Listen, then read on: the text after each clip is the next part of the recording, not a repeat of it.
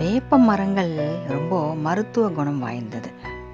வேப்ப மரம் அதில் இருக்க இலைகள் நமக்கு ரொம்ப நல்லது. வேப்ப இலைகள், அந்த காய்கள் கூட நமக்கு இனிக்கும்.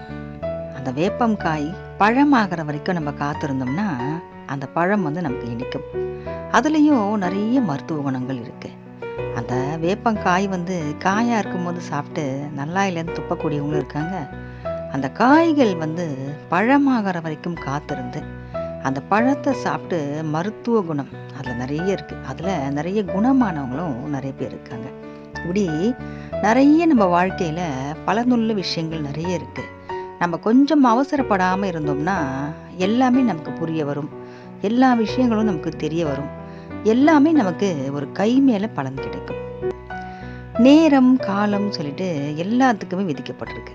இந்த நேரத்தில் இது நடக்கணும், இந்த நேரத்தில் இவங்களுக்கு இது கிடைக்கணும்னு சொல்லிட்டு நமக்கு எழுதப்பட்டிருக்கு. அதனால் நம்ம கொஞ்சம் அவசரப்படாமல் காத்திருந்தோம்னா நமக்கானது என்னவோ கடவுள் நிச்சயமாக அதை கொடுக்க தான் போகிறாரு.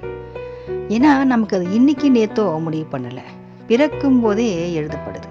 இந்த நேரத்தில் இவங்களுக்கு இது கிடைக்கணும், இந்த நேரத்தில் இவங்க வாழ்க்கை இப்படி நடக்கணும்னு சொல்லிட்டு ஏற்கனவே எழுதப்பட்டு தான் நம்ம பிறக்கிறோம்.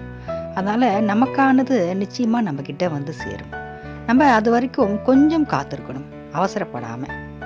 மரத்தில் இருக்க கனிகள் தானாகவே அது பழுத்தாதான் அந்த பழமும் நல்லா இருக்கும், நமக்கு அது சுவையாகவும் இருக்கும். அது சீக்கிரமாக பழுக்கணும்னு சொல்லிட்டு நம்ம தடி எடுத்து அடித்தா அது பழுக்காது, ரொம்ப வெம்பி போயிடும். அது வெம்பி போகிறது மட்டும் இல்லாமல் நமக்கு அந்த பலனும் கிடைக்காது. அந்த பழத்தை நம்ம சாப்பிட்ற அளவுக்கு அது நல்லாவும் இருக்காது, கெட்டு தான் போகும். அது மாதிரி தாங்க இன்றைக்கி நம்ம வாழ்க்கையும். எல்லாத்துலேயும் நம்ம அவசரப்பட்டு நம்ம வாழ்க்கையே இன்றைக்கி நிறைய பேருக்கு கேள்விக்குறியாக தான் இருக்கும். நிதானமாக இருந்து எல்லாம் பண்ணக்கூடியவங்களுக்கு எல்லாமே நல்லதாக தான் அமையும். ஏன்னா நமக்கு ஒரு பொருள் கிடைக்கலன்னா நம்ம மனசு கஷ்டமே படக்கூடாது. நிச்சயமாக முருகர் பக்தர்கள் மன வருத்தமே படக்கூடாது. ஒரு பொருள் நமக்கு கிடைக்கலன்னா அதை விட ஒரு சிறப்பான பொருள் நமக்கு கிடைக்க போகுதுன்னு அர்த்தம். நிச்சயமாக முருகர் தந்தையே நமக்கு கொடுப்பார். வெற்றிவேல் முருகனுக்கு அரோகரா.